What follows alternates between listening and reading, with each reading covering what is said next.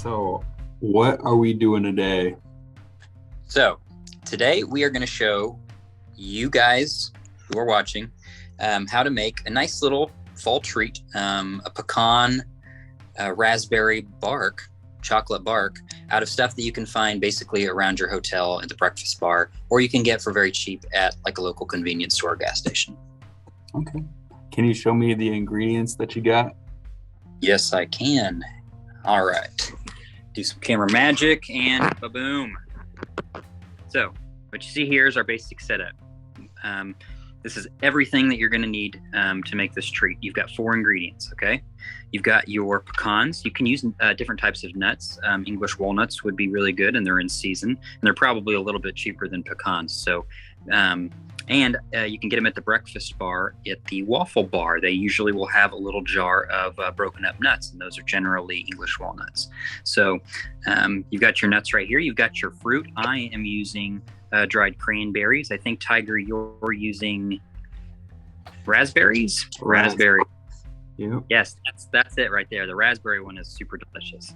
And then you've got your milk chocolate chips. You can get these also at the breakfast bar, the waffle breakfast bar at most Best Westerns at least. They'll have a large cup of chocolate chips. And if you get just a little bit at a time, 2 or 3 teaspoons a day, by the end of the week, you're left with a whole cup of chocolate chips for free. And our 4th ingredient, and our most important ingredient, in my opinion, is the oil. So this is coconut. I actually purchased this, but you don't have to. You can actually substitute butter. Those packets of butter that they have at the breakfast bar, you grab 2 of those, and it's a perfect substitute. So that's does it make it worse? Does it change the consistency or anything like that when you use butter? Not at all. So basically what the oil or the butter does in this whole process is it basically just makes the chocolate smooth when you warm it up. Normally when you warm up chocolate, like in a microwave, you're going to end up with a clumpy, sort of nasty consistency that's real hard to mix and impossible to pour. So the oil basically will just smooth out the chocolate, make it a little bit more pliable. It'll help things mix into it, and it'll help it freeze. And it also affects how it dries. So with a little bit of oil in it, a chocolate will dry in a way where it's not going to get all over your fingers and melt immediately when you touch it. It gives it just a little bit of a bare fingers in the chocolate. So it's actually very important. But no, there's actually no difference. There's a little bit of difference in taste. A lot of people actually prefer the butter. I'm American. I prefer the butter too. But I wanted to show you guys a nice, a more vegan option. So Awesome. Well, I've got dark chocolate chips and pecans. Then we got freeze-dried raspberries. And I am also using coconut oil. So we'll see how this goes, huh? Okay. Yep, it's actually a very simple process. This entire thing is probably less than 6 or 7 minutes. Given that it's so simple, but let me tell you, it is extremely tasty when you're done with it. And we'll show you that when we get through everything. So what you want to do, Tiger, I see that you have... First, let's go through everything that you're going to need other than the ingredients. So you do have your ingredients. You're going to need bowls. You can get these at the breakfast bar. They'll generally have them. You can use styrofoam as well. The only thing that we're going to be heating up is the chocolate chips. So you're going to want to put the chocolate chips in one of the paper coffee cups that they have down in the lobby, or the ones that they leave in your room. So make sure that that's in paper. Everything else can be in styrofoam or whatever you happen to have. I know, Tiger, you're going to use a plate for our final treat. I'm actually going to use a bowl. Really, it doesn't matter as long as you have some sort of form in order to pour the chocolate into so that you can put it in the freeze and end up with a chocolate bar. So whatever you got, work with what you got. So we're going to start by taking our chocolate chips and adding just a little bit of the 3 ingredients to it. So you're going to take a little handful of your nut variety, pecans in our case, and you're just going to drop them right in there with the chocolate chips.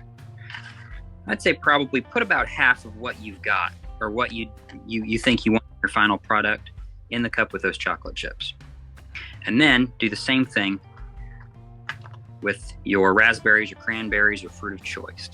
I would recommend staying with a dehydrated or dried fruit. Using fresh fruit will change the consistency of the chocolate in the end. You can do it. It's still going to be delicious, but you're going to have an easier time using a dried fruit. So once you've got those in, go ahead and get your oil or your butter. If you're using oil out of a jar, you have a spoon or a fork, just go ahead and get a nice big mound on there. So about, I'd say, a tablespoon's worth of oil, and that would equate to about 2 packets of that butter. Go ahead and put it in there. Actually, go ahead and put a little bit more. It's really hard to have too much oil. And you can always add a little bit more oil later. So say we get this in the microwave and it turns out it's too thick and it's too hard, you can always take a little bit of extra oil and add it to give it a better consistency. So that's what I've got. You can see there, it looks like about 1.5 tablespoons worth of oil. And yep, that looks great, Tiger. Perfect. We're going to take this and we're going to pop this puppy in the microwave. If you have a reheat setting or a defrost setting on your microwave, highly recommend it. It'll be less, it'll make the chocolate a little bit smoother in the end. But if you don't worry about it. Just pop it out of the microwave every 10 seconds or so and stir it until you're left with a nice creamy consistency. So we'll go ahead and do that.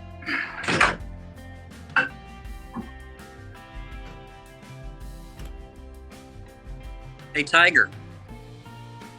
Yes, sir. Why'd the little raspberry get so sad? Why is that? The parents were in a jam. All right, so you said defrost 30 seconds a couple different times? Yep, I would probably pull it out every 15, 20 seconds, and you'll see it sizzling. When you pull it out, it'll smell like it's sizzling, and the cup will be hot, so watch out. So I just put this in for about 20 seconds. We're gonna go ahead, it's already got in there and mixed up. We're gonna take our fork or spoon, really get in there, get into the bottom. All that oil will have melted. See how much more creamy it is already. Keep going at it and stirring it. I think I got too much junk in my cup. No such thing. It's going back in the microwave. You give it a good stir, and you'd be surprised, all that oil is sitting at the bottom too. So make sure you really get down there and pull it up. And you see what you're left with should be kind of a runny, gooey chocolate. And if you have to, add a little bit more oil. Throw a little bit more oil in there and pop it back in the microwave. You're really only gonna flavor the bar by adding a little bit of extra coconut oil or butter. Just like that. And to be a little bit runny. Ooh, that looks good. Tripping on a diet. What a choice to make something like that. I chose to make this before I went on. Otherwise, I would have made like a kale bagel or something.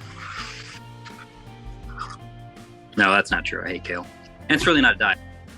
Self-imposed nighttime starvation. Ooh, although intermittent fasting. Yeah, intermittent fasting. I love fasting. It's really good for your body and it makes you feel so good. I love it until, I get hungry. Yeah, true. Problem with hotel life is that there's a vending machine on every floor.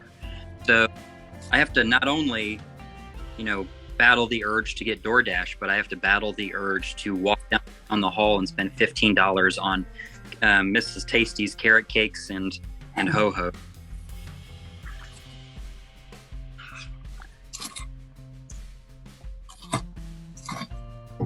And because, Tiger, you're using dark chocolate, not as pliable as milk chocolate, you may have to use just a little bit of extra oil in order to get your chocolate to be as pliable as you need it to. I am going to do that because we're still very chunky here. Go ahead. And before you throw it back in the microwave, just throw the coconut oil in, heat that you already have in your cup, and you might be able to get to that consistency without having to microwave it.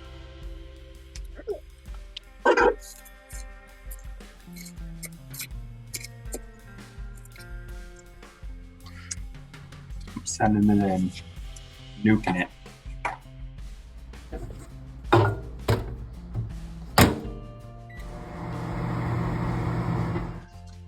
All right, so now we got kind of a soup here. That's okay. That's what you're kind of looking for. So go ahead and get it, as well mixed as you can. And if it's a little bit too runny, don't worry about it. We're going to be putting it in the freezer, and that'll help the chocolate sub back up. So, and if you have a few extra chocolate chips, feel free to add a few chocolate chips in there if you feel like it's too runny. But it's very hard to be too runny. I've nibbled on all my chocolate chips. This is what I got left. Okay. It's okay. Do you own a scale? It's probably for the best. Okay. Got our delicious chocolate soup here. What we're going to do, so you have a plate, don't you, Tiger? You have a styrofoam plate. Sure do.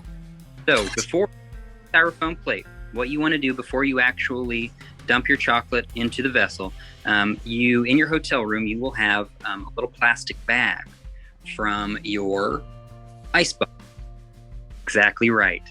So take that bag and slip that plate in that bag. Perfect.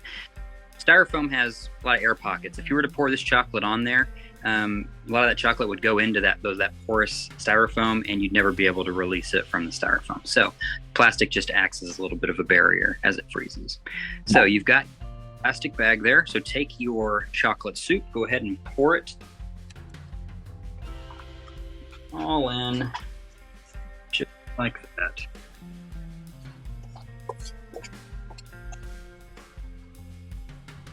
Okay. Smooth it out. Try to get it as even as possible so that you have a nice looking finished product. Okay. Now for the fun part. Oh no, I lost a fork tong. We're in there. Well, you'll find it later. Yeah. All right, so take the rest of what you have, your pecans, or as much as you want, and basically we're just going to dress the top. We're gonna make it look good, make it look tasty. Like that.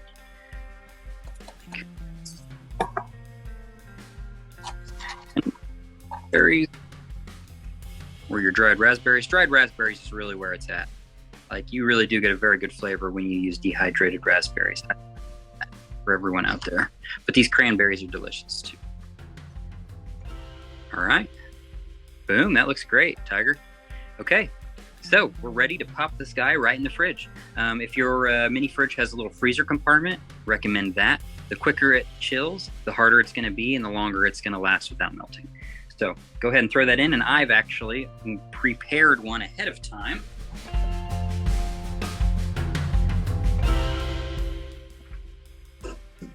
So that I can show you exactly what it is supposed to look like after it's done. Boom. Just like that. And you have a wonderful milk chocolate bark pecan and cranberry that you can enjoy whenever you want. And you see it's not melting in my hands. That oil protects it.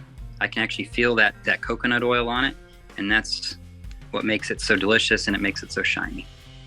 So there you go, guys. It is really, I'm actually gonna say screw the diet for a second.